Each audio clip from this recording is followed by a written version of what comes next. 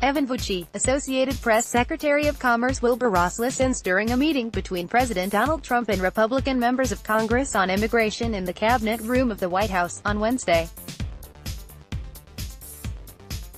Stephen Muffson, Washington Post, Washington. As a wealthy and experienced investor, Commerce Secretary Wilbur Ross was expected to bring polish and sagacity to his job in the Trump cabinet.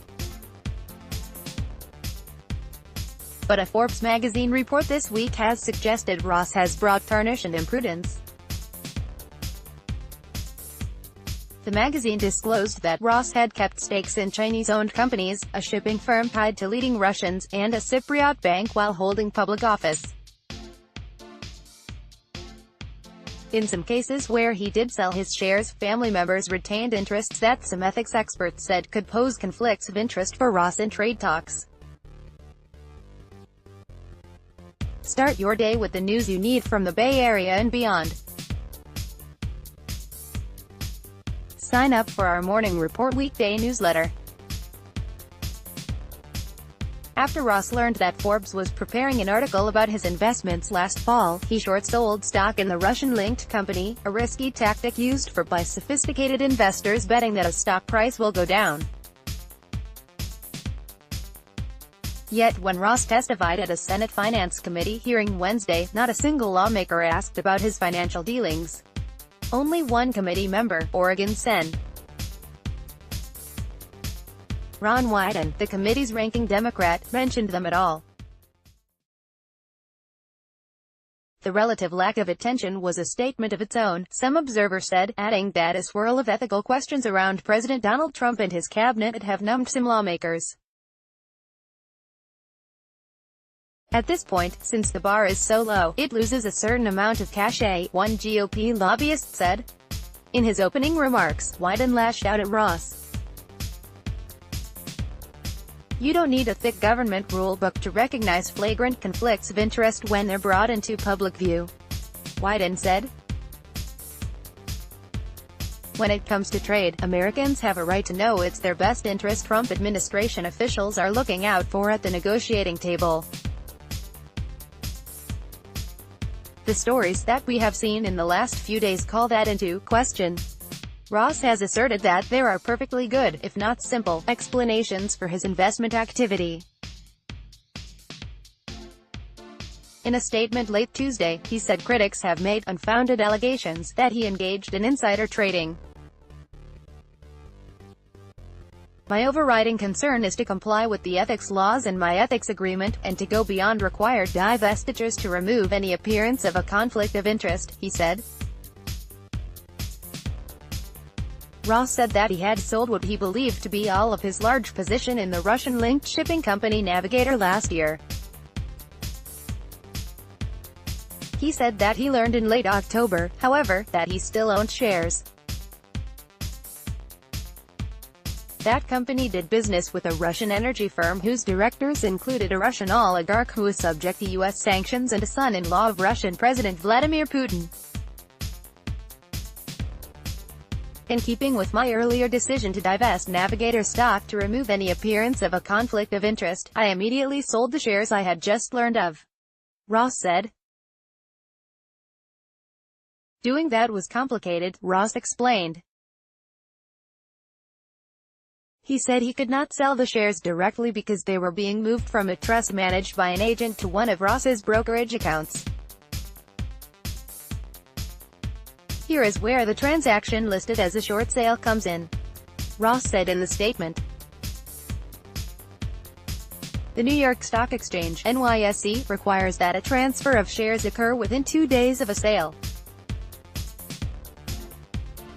As a result, to complete the divestiture as quickly as possible, I had to borrow shares in Navigator equal to the number of shares I sold to complete the transaction under the NYSE rules. He said he then replaced the borrowed shares with the shares held in my name when I received them a few weeks later. Ethics experts from earlier presidential administrations were unconvinced.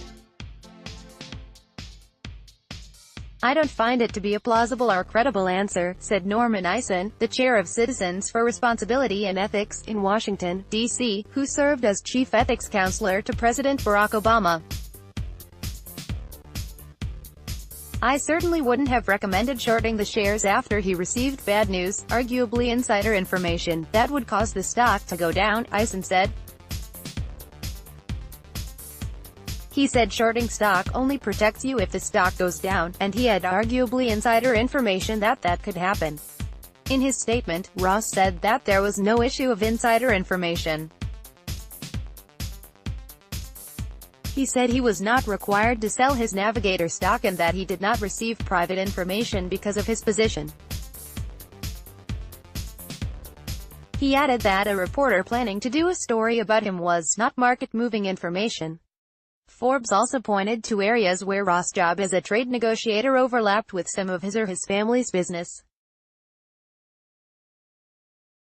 September 2017, one of the investments Ross still personally held, Luxembourg-based International Automotive Components Group, closed a new joint venture, the magazine said.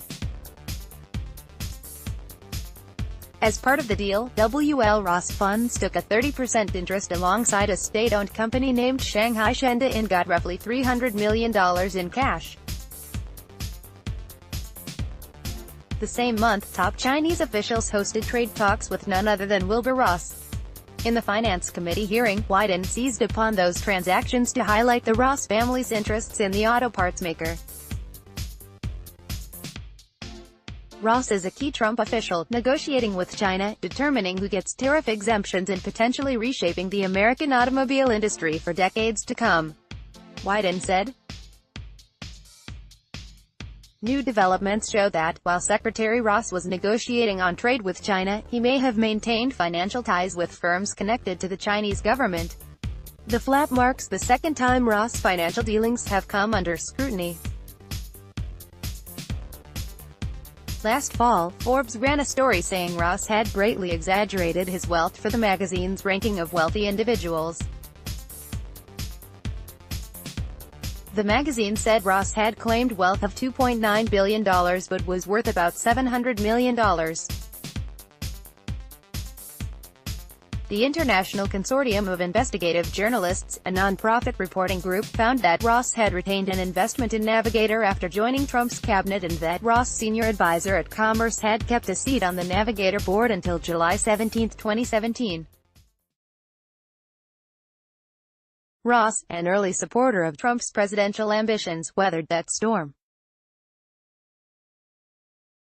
And he has kept a leading role in trade talks as other members of Trump's cabinet have been snagged in ethics controversies, most notably Environmental Protection Agency Administrator Scott Pruitt. This, unfortunately, is not a one-off story, Wyden said at the committee hearing.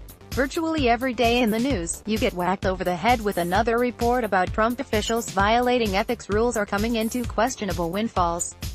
AD Quality Auto 360p 720p 1080p. You might also like air conditioning now finally affordable thanks to newthingstoday.com. 3 reasons Singaporeans should apply for HSBC's HSBC Bank Confessions. Best decision I made in life was closing Ace Pro Academy, the best sunscreen for Singapore's hot weather. Orbis 1 o'clock. Shape a happier tomorrow with Toshiba Solutions. Toshiba APAC. Future-proof your career with an IT degree at some part-time, full-time degree programs.